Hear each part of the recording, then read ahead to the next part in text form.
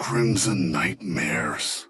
It was a stormy evening when Emily first arrived in the small, isolated town of Raventree.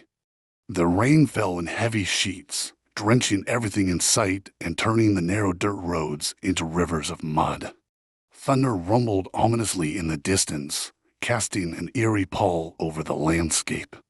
Emily pulled her coat tighter around her, shielding herself from the biting wind as she trudged through the rain towards her new home. Raventree was a town shrouded in mystery, with a history steeped in dark legends and whispered secrets. The townsfolk were wary of outsiders, and Emily could feel their eyes on her as she passed by the dimly lit windows of the old, creaking houses. She had come to Raventree to escape her past, to start anew in a place where no one knew her name.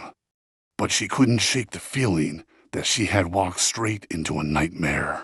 Her destination was an old Victorian house that sat on the outskirts of town, a relic of a bygone era that had seen better days. The house had been abandoned for years, its once grand facade now covered in ivy and its windows boarded up. Emily had bought it for a song, eager to restore it to its former glory and make it her own. But as she approached the house, she couldn't help but feel a chill run down her spine. The front gate creaked loudly as she pushed it open, the sound echoing through the empty street. She hesitated for a moment, glancing back at the town before steeling herself and stepping onto the overgrown path that led to the front door. The wind howled through the trees, their branches clawing at the sky like skeletal fingers. Emily fumbled with the old, rusty key she had been given, finally managing to unlock the door and step inside. The air inside was stale and musty, the smell of decay lingering in the dimly lit hallway. She flipped the light switch, but nothing happened. With a sigh, she pulled out her flashlight and shone it around the room, revealing cobwebs and dust-covered furniture. "Home sweet home," she muttered to herself, trying to ignore the sinking feeling in her stomach. She made her way through the house, checking each room and noting the extensive repairs that would be needed. The place was in worse shape than she had anticipated, but she was determined to make it work. She had spent the last of her savings on this house, and there was no turning back now. As she climbed the stairs to the second floor, a sudden gust of wind slammed the front door shut, the sound reverberating through the empty house. Emily jumped, her heart racing as she turned to look back down the stairs. The door was closed, but there was no one there. "Get a grip, Emily," she whispered to herself, trying to calm her nerves. "It's just the wind." But as she continued her exploration of the house, she couldn't shake the feeling that she was being watched. She kept glancing over her shoulder, half expecting to see someone standing behind her. The shadows seemed to move and shift, taking on ominous shapes in the flickering light of her flashlight. In the master bedroom, she found an old, ornate mirror leaning against the wall. It was covered in a thick layer of dust, and as she wiped it away, she caught a glimpse of her reflection. Her pale face stared back at her, eyes wide with fear. She laughed nervously, shaking her head. "You're just tired," she told herself. "It's been a long day." But as she turned to leave the room, she thought she saw something move in the reflection. She spun around, shining her flashlight into the dark corners of the room, but there was nothing there. Just her overactive imagination, playing tricks on her. Emily decided to call it a night and head to bed. She set up her sleeping bag in the least dusty corner of the living room and settled in, hoping that a good night's sleep would help her feel more at ease in her new home.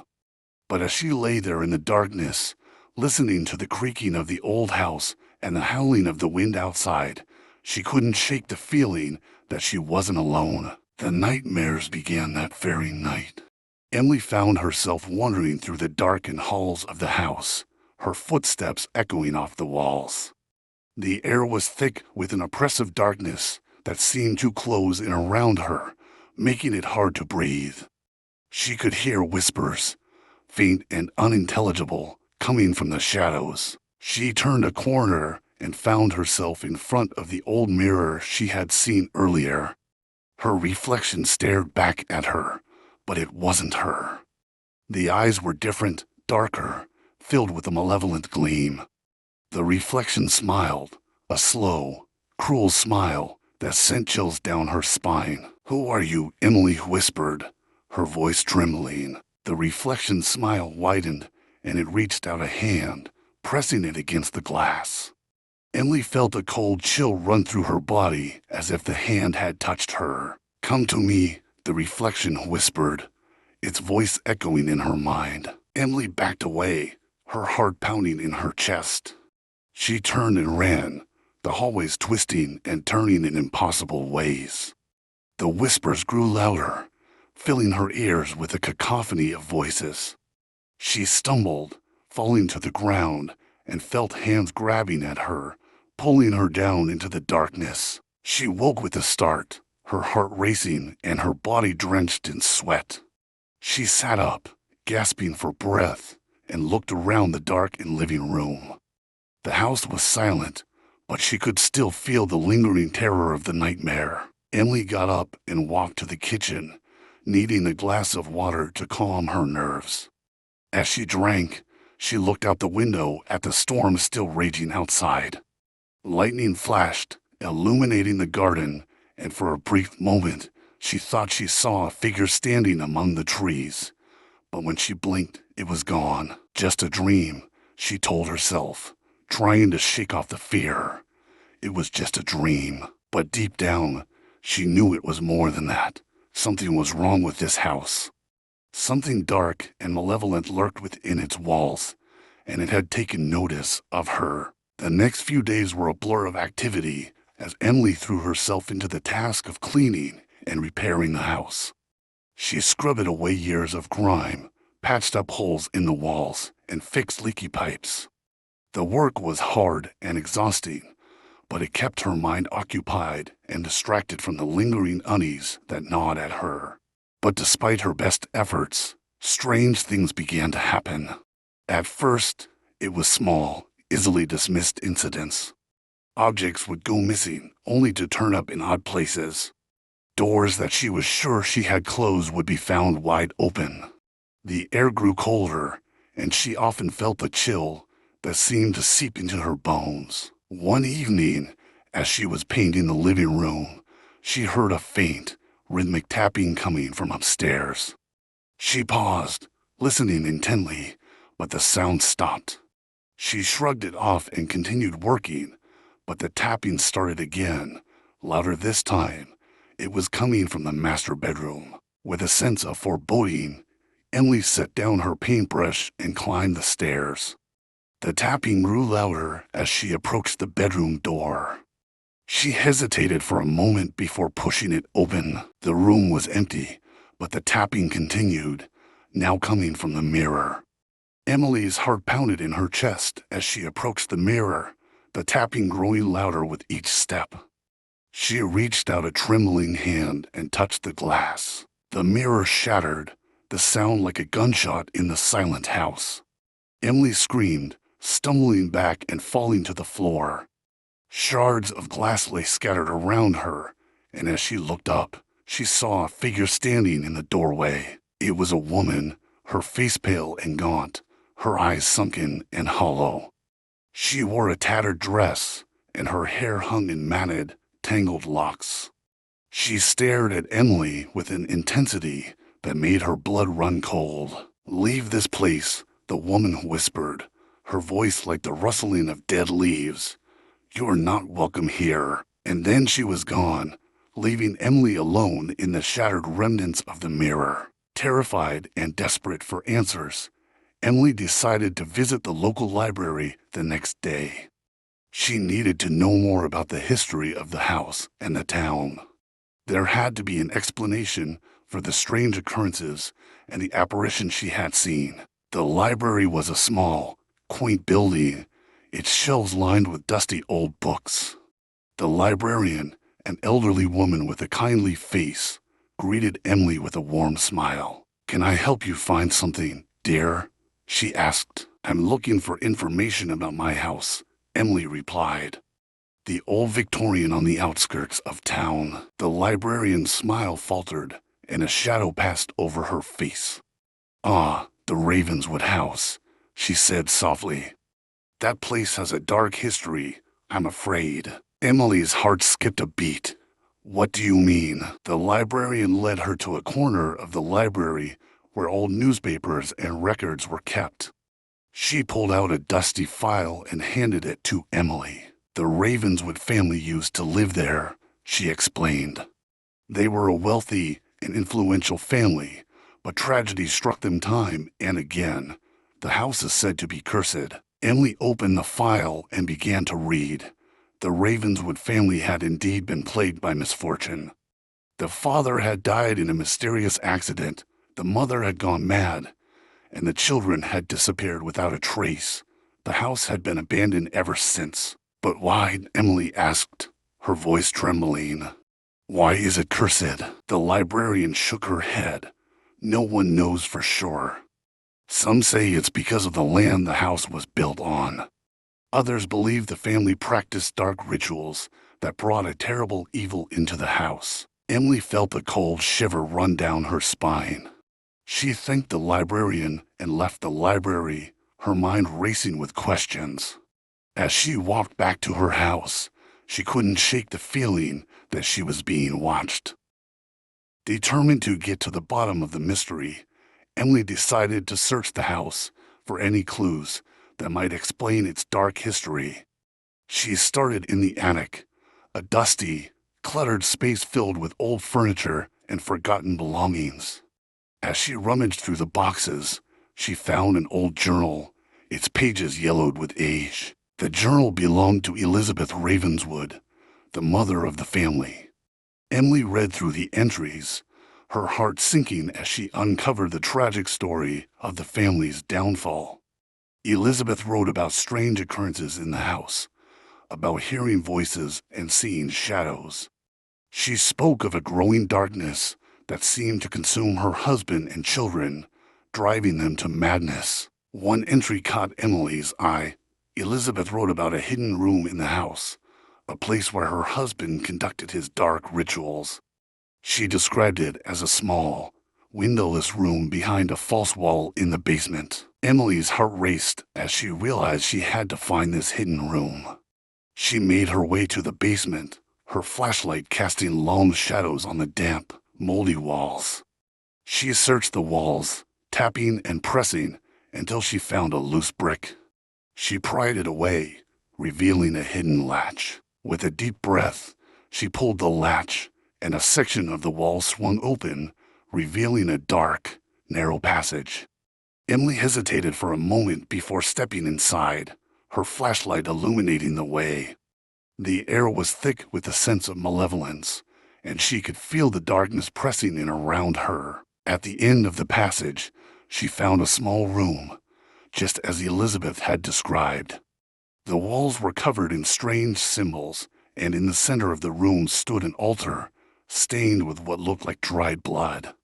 Emily's stomach turned as she realized the extent of the horrors that had taken place here. As she examined the altar, she heard a faint whispering, the same voices she had heard in her nightmares. They seemed to be coming from the walls, growing louder and more insistent. Emily backed away, her heart pounding, and fled the room, slamming the door shut behind her. The discovery of the hidden room confirmed Emily's worst fears. The house was haunted by a dark presence, a malevolent force that had taken root in the very walls.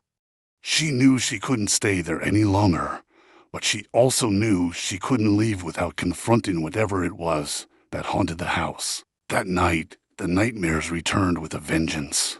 Emily found herself in the hidden room, the walls closing in around her. The voices were louder, clearer, and she could make out words now. "Join us," they whispered. "Become one with the darkness." Emily tried to run, but the walls seemed to shift and change, trapping her in a labyrinth of darkness. She could feel the presence closing in on her, a cold, suffocating force that seemed to drain the very life from her. She woke up screaming, her body drenched in sweat and her heart pounding. She knew she couldn't go on like this. She had to find a way to rid the house of the dark presence once and for all. The next day, she returned to the library and sought out the librarian. She told her everything she had discovered, and the librarian's face grew pale. "You need to speak to Father O'Reilly," she said. "He's the only one who might be able to help you." Father O'Reilly was the local priest, a kindly old man with a gentle demeanor.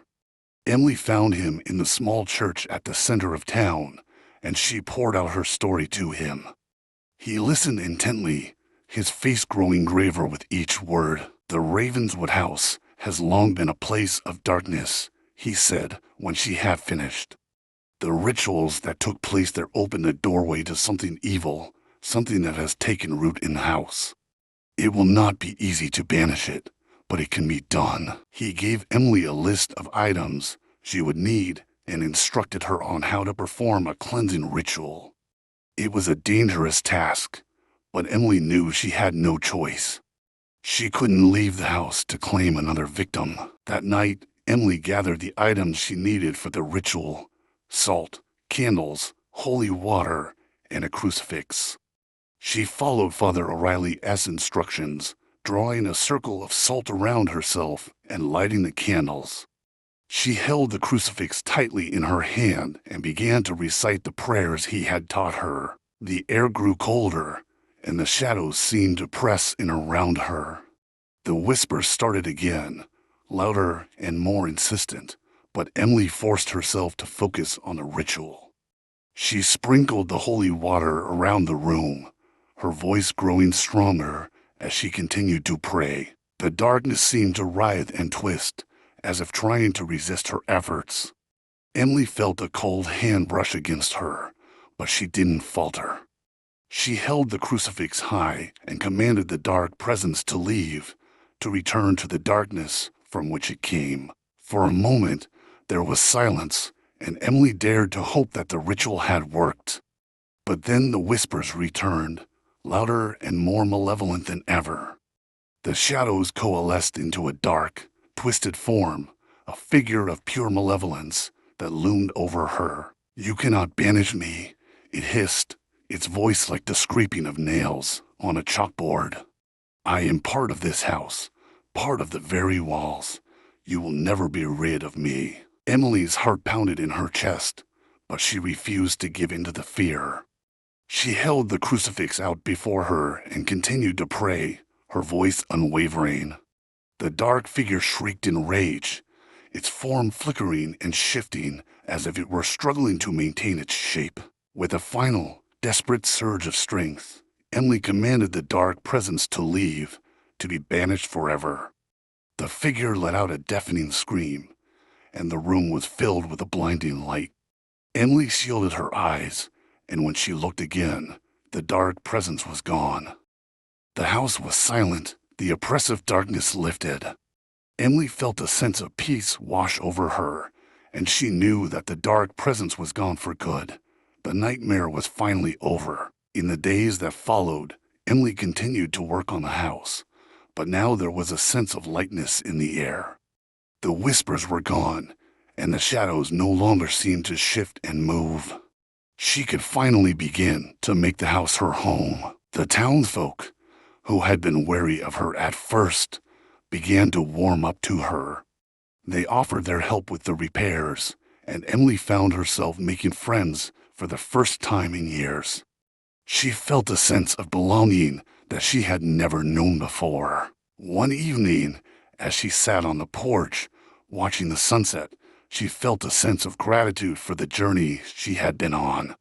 The house had tested her in ways she could never have imagined, but it had also given her a fresh start, a chance to rebuild her life. As the last rays of sunlight dipped below the horizon, Emily took a deep breath and smiled.